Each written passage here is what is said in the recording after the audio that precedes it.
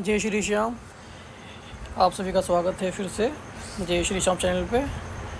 तो हम अभी अपने भगवद गीता के पाठ को आगे बढ़ाएंगे। तो अभी हम करते हैं स्टार्ट अध्याय 1 का श्लोक 11। चलिए आइए शुरू करते हैं। श्लोक 11 में कहते हैं, अतएव सैन्य व्यूह में अपने अपने मोर्चों पर खड़े रहकर आप सभी भीष्म पितामह को पूरी सहायता दें। तात्पर्य, भीष्म पितामह के शौर्य प्रशंसा करने के बाद दुर्योधन ने सोचा कि कहीं अन्य योद्धा ये ना समझ लें कि उन्हें कम महत्व दिया जा रहा है। अतः दुर्योधन ने अपने सहज कूटनीतिक ढंग से स्थिति संभालने के उद्देश्य से उपर्युक्त शब्द कहे। उसने बलपूर्वक कहा कि भीष्मदेव निसंदेह महानतम योद्धा हैं, किंतु अब वे वृद्ध हो चुके हैं। अतः प्रत्येक सैनिक को चाहिए कि चारों ओर से उनकी सुरक्षा का विशेष ध्यान रखें। हो सकता है कि वे किसी एक दिशा में युद्ध करने में लग जाएं और शत्रु इस व्यवस्था का लाभ उठा लें। अतः यह आवश्यक है कि अन्य योद्धा मोर्चों पर अपनी अपनी स्थिति पर अडिग रहें और शत्रु को व्यूह न तोड़ने दें। दुर्योधन को पूर्ण विश्वास था कि कुरुओं की विजय भीष्मदेव की उपस्थिति पर निर्भर है। उसे युद्ध में भीष्मदेव तथा द्रोणाचार्य के पूर्ण सहयोग की आशा थी, क्योंकि वे अच्छी तरह जानता था कि इन दोनों ने उस समय एक शब्द भी नहीं कहा था जब अर्जुन की पत्नी द्रौपदी को असहाय व्यवस्था में भरी सभा में नग्न किया जा रहा था, और जब उसने उनसे न्याय की भीख मांगी थी, ये जानते हुए भी कि इन दोनों सेनापतियों के मन में पांडवों के लिए स्नेह था। दुर्योधन को आशा थी कि वे इस स्नेह को उसी तरह त्याग देंगे जिस तरह उन्होंने ध्रुत क्रीड़ा के अवसर पर किया था। ये था अपना श्लोक 11। अब करते हैं श्लोक 12 स्टार्ट।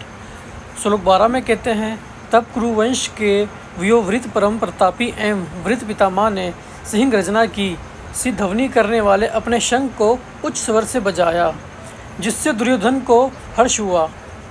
तात्पर्य, कुरुवंश के व्योवृत पितामह अपने पौत्र दुर्योधन का मनोभाव जान गए और उनके प्रति अपनी स्वाभाविक दयावश उन्होंने उसे प्रसन्न करने के लिए अत्यंत उच्च स्वर से अपना शंख बजाया, जो उनकी सिंह के समान स्थिति के अनुरूप था। अप्रत्यक्ष रूप में शंख के द्वारा प्रतीकात्मक ढंग से उन्होंने अपने हताश पौत्र दुर्योधन को बता दिया कि उन्हें युद्ध में विजय की आशा नहीं है, क्योंकि दूसरे पक्ष में साक्षात भगवान श्री कृष्ण हैं। फिर भी युद्ध का मार्गदर्शन करना उनका कर्तव्य था और इस संबंध में वे कोई और कसर नहीं रखेंगे। श्लोक 13। श्लोक 13 में कहते हैं, तत्पश्चात शंख नगाड़े बिगुल तुरही तथा सिंह सहसा एक साथ बज उठे। वे संवेद स्वर अत्यंत कोलाहलपूर्ण था। श्लोक 14 में बोलते हैं, दूसरी ओर से श्वेत घोड़ों तथा हाथी द्वारा खींचे जाने वाले विशाल रथ पर आसीन कृष्ण तथा अर्जुन ने अपने अपने दिव्य शंख बजाए। तात्पर्य, भीष्मदेव द्वारा बजाए गए शंख की तुलना में कृष्ण तथा अर्जुन के शंखों को दिव्य कहा गया है। दिव्य शंखों के नाद से ये सूचित हो रहा था कि दूसरे पक्ष की विजय की कोई आशा न थी, क्योंकि कृष्ण पांडवों के पक्ष में थे। जेस्तु पांडुपुत्रांचा यशा पक्षे जनार्दनः।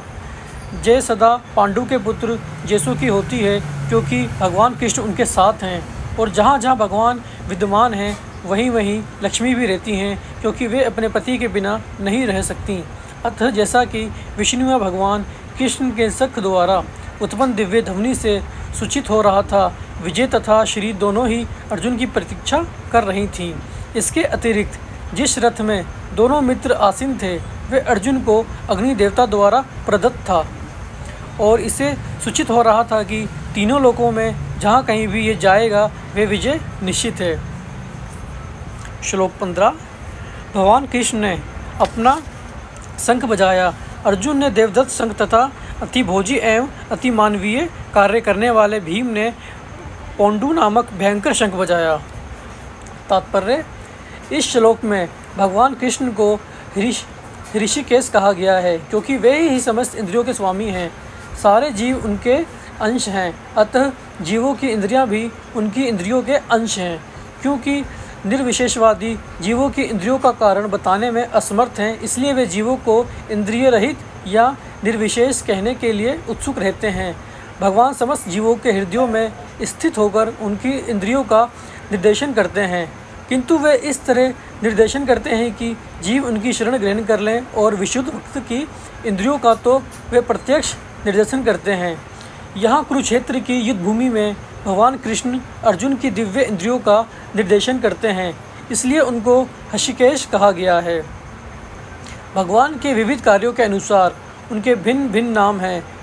उदाहरण के लिए इनका एक नाम मधुसूदन है, क्योंकि उनको मधु नाम के असुर को मारा था। वे गौवों तथा इंद्रियों को आनंद देने के कारण गोविंद कहलाते हैं। वसुदेव पुत्र होने के कारण इनका नाम वासुदेव है।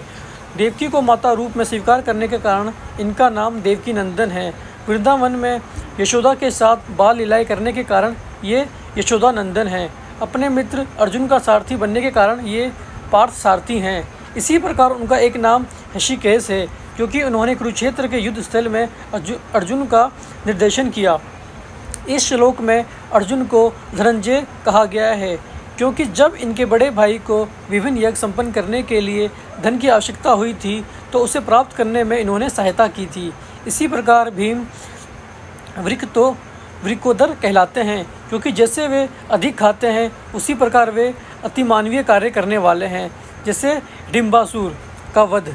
अतः पांडवों के पक्ष में श्री कृष्ण इत्यादि विभिन्न व्यक्तियों द्वारा विशेष प्रकार के शंखों का बजाया जाना युद्ध करने वाले सैनिकों के लिए अत्यंत प्रेरणाप्रद था।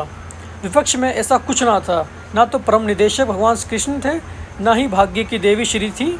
अतः युद्ध में उनकी पराजय पूर्व निश्चित थी। शंखों की ध्वनि मानो यही संदेश दे रही थी। तो चलिए आइए आज का हम भगवद गीता का पाठ यहीं पे ख़त्म करते हैं, श्लोक 15 पे। कल से फिर स्टार्ट करेंगे हम श्लोक 16 से। तो आप सभी के लिए नमस्कार, जय श्री श्याम।